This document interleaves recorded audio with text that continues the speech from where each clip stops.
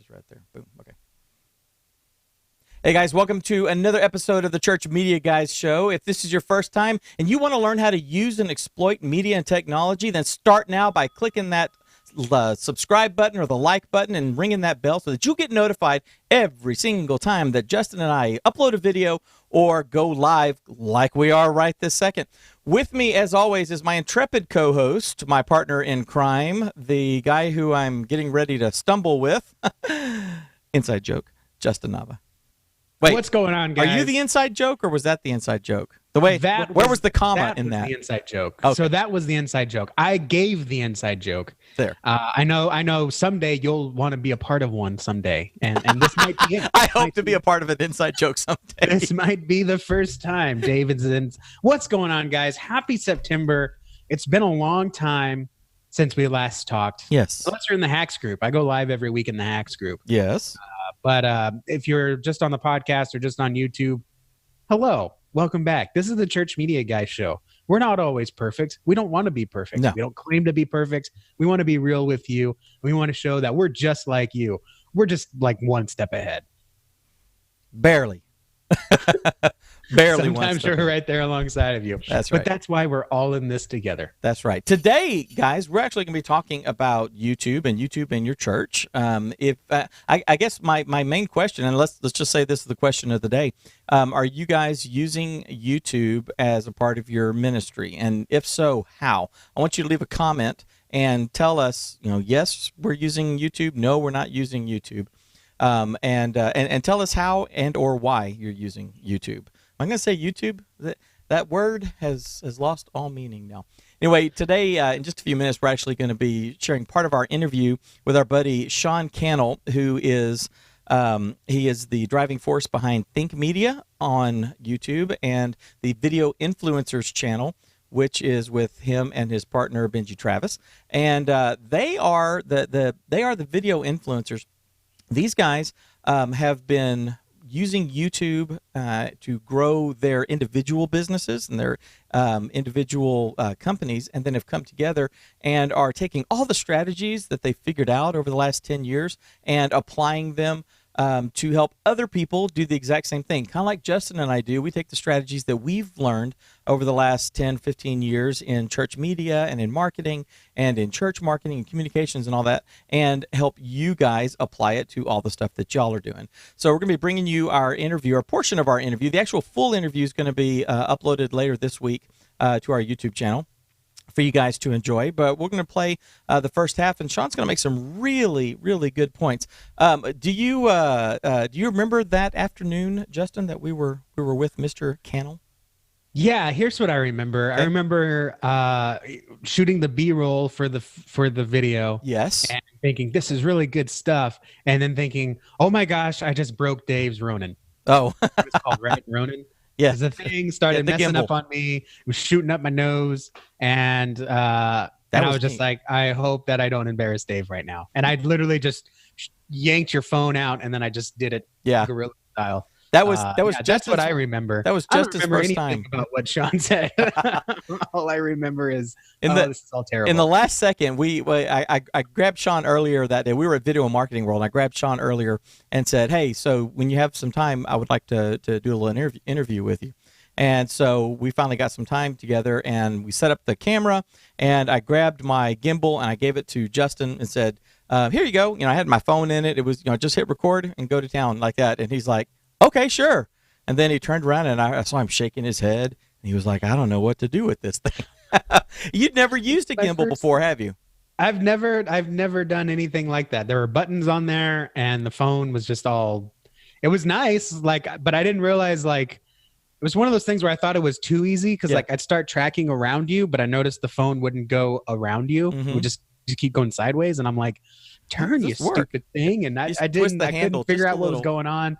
And then I hit some button, and it just went. It was like the little gravity trainer at space camp. The button he hit, the one I have, has a mode where you can do it either in horizontal mode, like regular television mode, or you can go into like portrait mode, like selfie mode. And so he hit that button, and that thing popped up and went like that. And he's like, "Whoa, hang on!" And he's trying to counteract it. So don't fight the gimbal. Don't fight the servos. Yeah, no, I fought it. I Anyway, fought it hard. however, the footage that you guys are going to see is actually looks really good. And yes, Justin is doing all the camera work, and I think you'll be surprised. He did a really good job. So, are you ready to run the interview, sir? Let's do it. Okie dokie. Here is our Oh interview. wait. What? Yes. Sorry. No, we'll talk after. Okay. We'll talk after. Good deal. Here is our interview with Sean Cannell. Legendary Sean Cannell from Think Media, and one of the creative geniuses and brains behind the Video Influencers channel. Thanks for hanging out. So pumped to be here. Appreciate it. How long have you been doing video? I've been doing video since 2003. I started in my local church. Yeah. The youth pastor, Jeff Morris, handed me a video camera and Adobe Premiere Pro 1.0. Yeah. You know what I mean? Oh, yeah. Like a lot of versions ago. And I started making videos for my youth group. And you know this, your first videos are your worst videos. Oh, yeah. They were terrible. And so, yeah, I just started making videos and I got excited about it. I got passionate about it. Eventually, after about a year, the senior pastor was like, hey, these aren't too bad. Start making these on Sundays as well. And before YouTube started, I personally was making, editing 104 videos a year. Wow. Because it was Wednesday night, it was Sunday, 2 a week, right. before YouTube started. Yeah. And I was kind of getting used to creating a lot of content. And I think that that's one thing when I think about church leaders and different things. We're so busy, you got a lot of different things going on, but it was kind of getting me my creative muscles of creating content. And then the first YouTube channel we started was in 2007. For our church in a small town, hour north of Seattle. I didn't know what I was doing, but titles, thumbnails, and so I've just been in this for quite a while. And eventually, I wrote a book called YouTube for Churches a few years ago. Right? Yeah, I saw that. Yeah, and I've always just been so passionate about the potential of YouTube for growing the local church. Where do you think the church sits in relation to YouTube?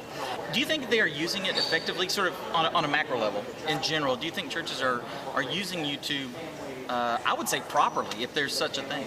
Yeah, I mean, some are, but on a macro level, not really. A few years ago, and I think there's more acceptance now, I did an article with Church Marketing Sucks about Vimeo versus YouTube. And I think there was some apprehension to get on YouTube because there is a lot of sketchy stuff there. Sure. And my argument was, well, last time I checked, Jesus told us that we were supposed to be in the world, but just not of it. Yeah. And the truth is, YouTube is where people are. There's over 2 billion monthly active users. It's international, it's in so many countries. That's with a logged in with a Gmail account. And so I think we need to be where people are, and we're called to be salt and light in those places, and YouTube's a place we need to be. But a lot of times churches, they have apprehension. I think sometimes Facebook makes more sense, and it seems like, you know, and even Instagram, but I think there's massive opportunity for YouTube, and most churches are not leaning into it. But I'm empathetic because maybe they're not sure how.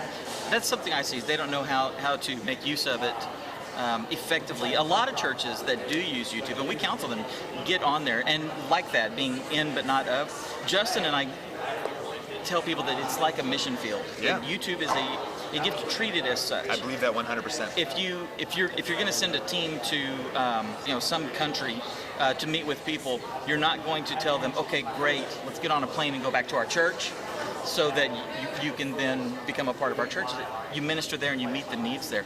Where do you think churches can apply YouTube, or how can they use it as a ministry tool more than just a library for 45-minute sermons? Well, to take your example further, if you are going to the mission field, what you're also not going to do, and missionaries have failed at this, when they, like, for instance, imposed Western culture on a non-Western culture. The Bible doesn't teach that. Right. It teaches us to, of course, teach the essentials of Jesus' teachings and discipleship, but not our own preferences and behaviors and like how we act in America versus what's happening in, say, Uganda or Europe or whatever. And Kind of like Paul said, when in Rome, I eat like a Roman, I act like a Roman. Exactly, and I think what that would also mean, though, is that just like you would want to learn the language and the culture of a country you're in ministering as a missionary, you need to learn the language and the culture of YouTube. Yeah. And so knowing the psychology, the mentality there. So what's that mean? I mean, I think, yes, absolutely. 101 is putting your sermons up on YouTube. Sure. I mean, and doing that in a strong way with clear titles, good thumbnails. But then it's also thinking that maybe shorter form. One of the big opportunities, I believe, is that people all over the world are asking questions.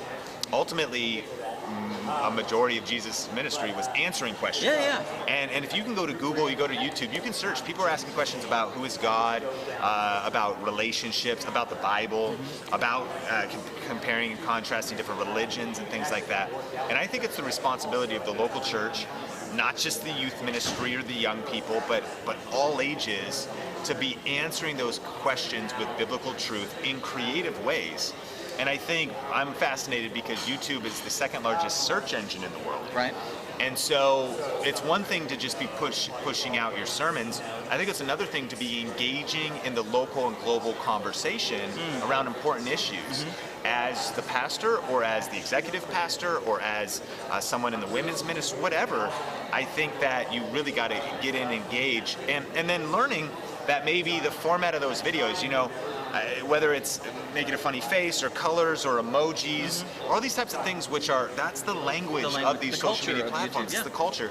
And so I think, there's always, the church has a resistance to sometimes new forms of media, and we think, why are you jump cutting quick, or why are you trying to be cool or contemporary? But I think it was Martin Luther, right, that would take bar songs and turn them into hymns so that he could connect with people.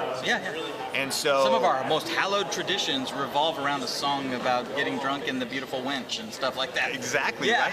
And so I think there's something about learning even how maybe younger generations are thinking, millennials, Gen Z, which if we lose them, we lose. Right. And so, and then adapting the message, the unchanging message of the gospel and of the Bible, but into new forms. The message never changes, but of course the methods do. Right. And so, and so I think there's something to, it's funny because he obviously had to hear those songs somehow. He knew those songs, he heard them.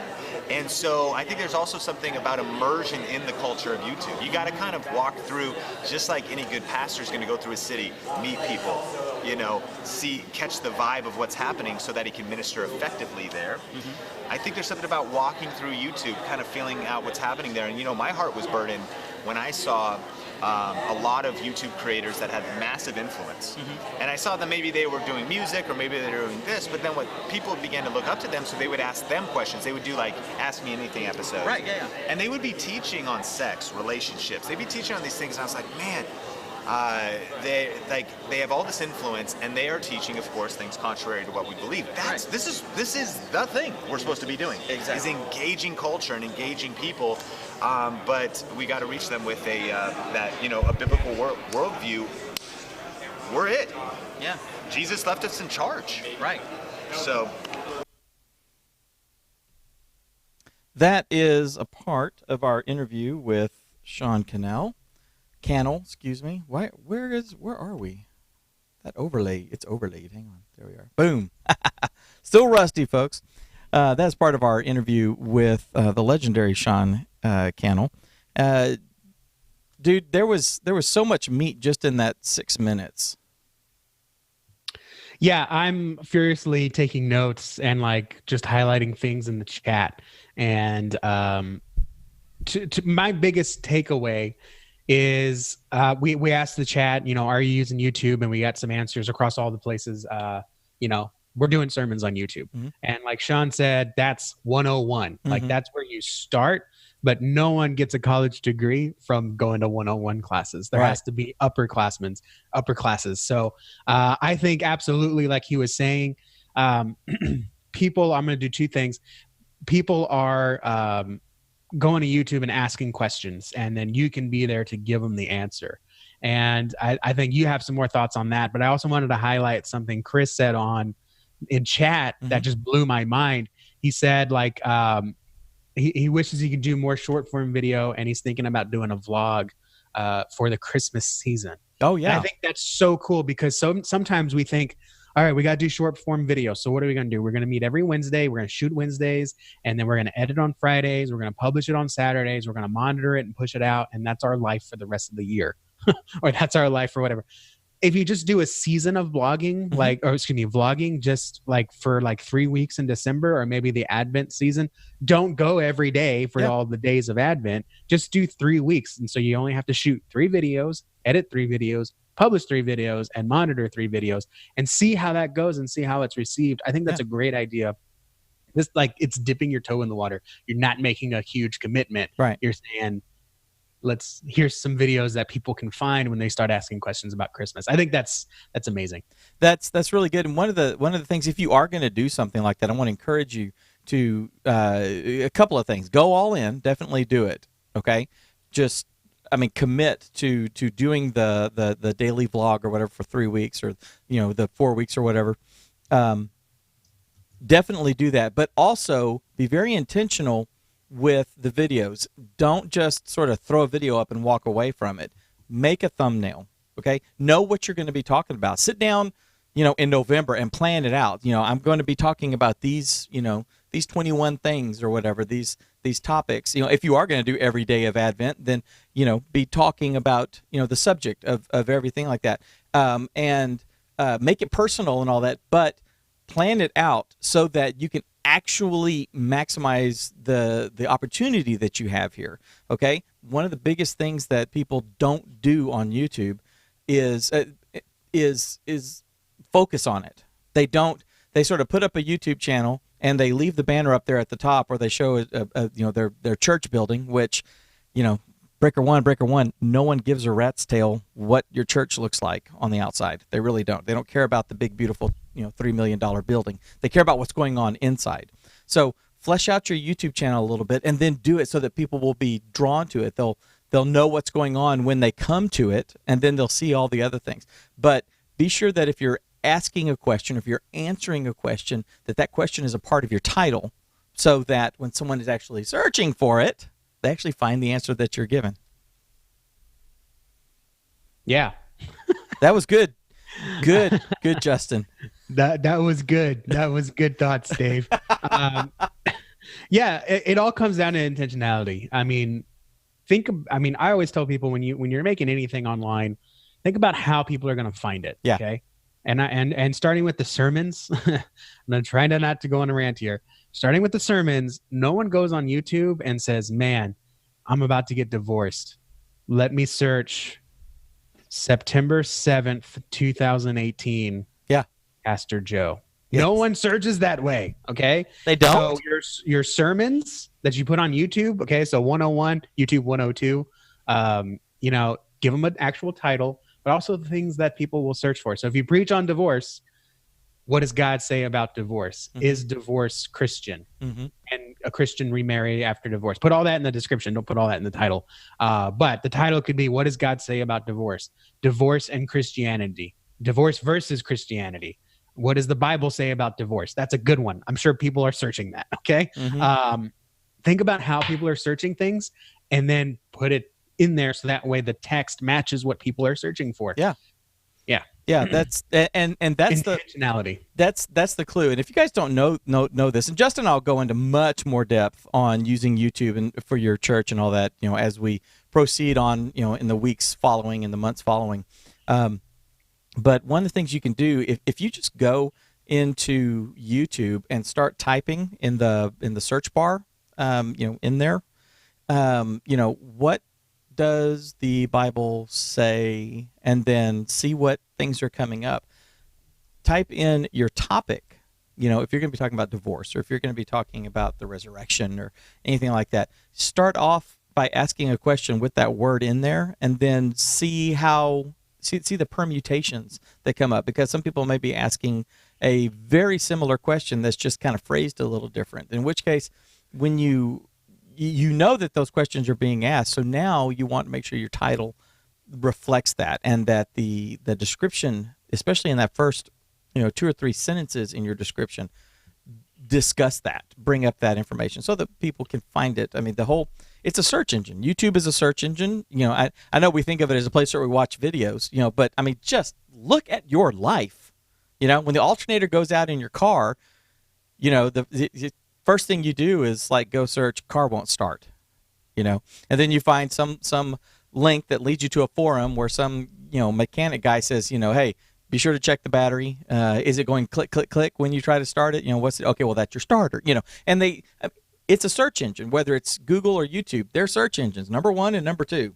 Okay. So be sure that you're answering the question that people are asking. And that's really a huge point. And I don't know that a lot of churches are doing it. You and I've talked to people that are in larger churches that have a growing and burgeoning media ministry, and they're already starting to think like that. But by and large, the small to medium-sized churches, and tell me if I'm wrong, Justin, the ones I see are the ones that are putting up their sermon, and we want you to live stream. We tell you to live stream. We tell you to live stream to YouTube and to Facebook. We tell you to do all that sort of stuff, but then they just sort of leave it there and move on.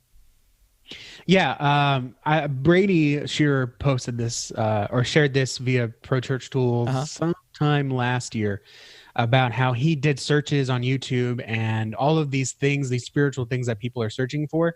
The people that are putting YouTube videos up are like individuals. They're not churches. They're not ministries. They're individuals that see a gap and they're going to meet it instead of waiting for the church to meet it. So just for example, if you go to YouTube and you just type, what does the Bible say about, and then look at the autocomplete. Number 1, tattoos. Number 2, what does the Bible say about marriage? What does the Bible say about cremation, love, depression, fasting, money, speaking in tongues, meditation, and angels? So if I just go to, what does the Bible say about depression? The top ones here is a pastor, some guy, some girl, Southern Seminary, that Christian blogger, another guy, a sermon. Actually, no, it's a Joyce Meyer message. Another guy, guy. You want to share your screen?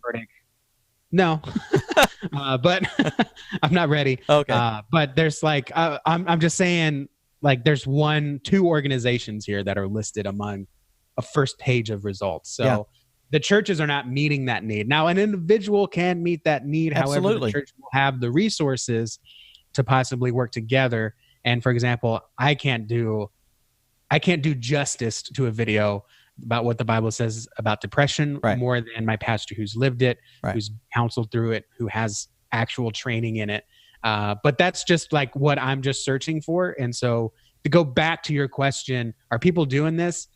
Are churches doing this? Not really. People are really doing it. But I think when we marry the two, you have an individual that has that passion, which are the people watching this, married with the resources that the church can give, a shooting location, proper equipment, investment that the person can't match. I think you can have a really winning strategy. I think you can too. And Sean said it, that bit that he was talking about right there at the beginning, or excuse me, at the end of the first half of this interview. It is disheartening to go out there and find people are searching for answers. We have to understand that. And when we say that we need to look at YouTube as a mission field, we actually go into that, I believe, a little more depth later on in the talk. But it is a mission field. I mean, it really is. If your church is sending people and spending, $2,000 or $4,000 per person, to send a team out to Brazil or to send a team out to someplace else in the country, to work with a church there, or to go and just evangelize there. There's merit to that. I'm not questioning that. So understand that. That is really, really good. Are you doing that locally? Are you working with the Crisis Pregnancy Center locally? Are you working with other ministries, the Feeding the Homeless, or working with refugees or something like that locally? I would hope that you're doing that as well, because that's a lot cheaper. Okay, that's just more fiscally responsible, good stewardship of doing something like that.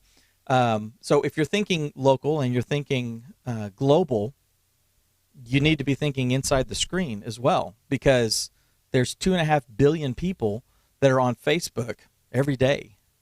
There are well over, what did he say, 2.4 or something like that, billion people that are monthly active users on YouTube. If you have kids, just, 7:30 at night after dinner while y'all are putting up the dishes and, the little ones are working on homework or something like that, go check out what your teenager's doing. They're on YouTube. Yeah, as of last week, the latest numbers, 2 billion on monthly active users, 30 million daily users. 30 million daily users. So 30 million. Let's bring this into some real serious perspective. State populations. That's what I'm searching for here. Let me go to that camera. So, state populations. What do we got going on here? List of state territories by population. Let's just go look at that real quick. Let's see. Estimated population July, just under 40 million in California. So 28.7 in Texas, 21 in Florida, 19.5 million in New York, 12 in, hey, are you noticing something here?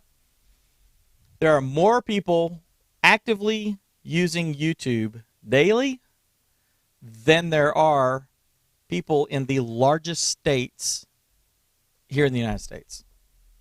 Yeah, so just imagine everyone in Texas. I mean, the number is pretty much equal. Everyone in Texas is on YouTube every day. Right.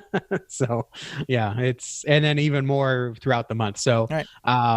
It's the field is there. So, Dave, what's next? How do we get to the rest of the interview? When's it coming? Rest of the interview is going to be coming later this week. It's about a 15-minute or so interview. We'll be uploading it later. Should be on Friday. If you guys don't know, Justin and I have been changing things up. Number one, it's Tuesday. We're not doing this on Fridays. We were checking with everybody, and they like the idea of us doing this on Tuesdays at 10 Central Time. So we're doing that. We're also going to be upping our release schedule on YouTube, both this show and our regular thing. So you're going to be getting, more in-depth interview like this one with Sean. We're going to be bringing you more tips and tricks and vlogs and all sorts of things like that, as Justin and I are kind of going all in on YouTube as a tool for ministry and training, and we're going to bring you guys along as well. So, like I said, if you guys haven't already liked us, and I don't care if you're watching us on Facebook or not, just FYI, there's going to be things that we do on YouTube that may never make it over to Facebook. That's just the way it is. And that's a strategy that you guys need to have as well with your churches if you haven't already done that. So be thinking about that. So we're going to be doing things on Facebook only. We're going to be doing things on YouTube only. We're going to be doing things in stories. So we're doing all that sort of stuff. And we'll be working into how our schedule is going to be on that. But for right now, we're going live on Tuesdays. And then, on either Thursday or Friday, there's going to be a new video coming up. Once we get that solidified, we will definitely let y'all know what it's going to be, so you can be expecting it. But yeah, we've got a lot of really cool ideas and a lot of really cool stuff. So go to youtube.com/Church Training Academy and click the subscribe button and ring the bell so that you can get notified. By the way, if you already have notifications turned on for us, if you've rung the bell for us, but you're not getting those notifications, go check your phone and make sure that you have notifications turned on for YouTube. You can actually customize some of that in there as well. And you can do it also on the desktop and stuff. But if you ring that bell, then you'll be seeing it. And here's a perfect, where'd it go? Got a new phone here, by the way. Perfect example. People that I follow on YouTube, I am getting notifications when they go live. Let's see, there it is. So when Nick and Dee Nimmin go live, I see them. When Senator Leonard Doozy goes, I see them. All these folks. Phil Robertson, when he goes live, I get notifications and stuff, so you guys can do that with us as well. So go subscribe and ring the bell, even if you're following us on Facebook. Now, the question for today is, are you guys using YouTube? If you are, how are you using it? And also, I want you guys to put a link to your church's YouTube channel in there. And if you have, just a specific sermon you want to do, that's fine, but I'm not going to pay attention to that. I'm going to go check out the channel itself. So whatever it is, if it's youtube.com/First Baptist Dallas, then put that link in there. We want to see it. And we want to share that with other folks as well. So please do that. I'm not looking at the run sheet. What's next? That's pretty much it. Answering what's next. We got the Sean Cannell interview coming this week. Next week, we're going to have an interview with Rob Lauder, the state of church photography in 2019. He was so kind to do an advanced interview with us. He's releasing it next week in person at that church conference. Mm-hmm. We're going to release it online around the same time. So very exciting. If you want to see what other churches are doing with photography, what's working and what's not working, this is the one to tune into, because Rob is the photography guy in my eyes for churches. Awesome. Looking forward to seeing that. Guys, we will be seeing you guys next week and on the interwebs. If you guys haven't joined the Church Media Hacks group, be sure you go and do that. And until then, we will see you guys next time.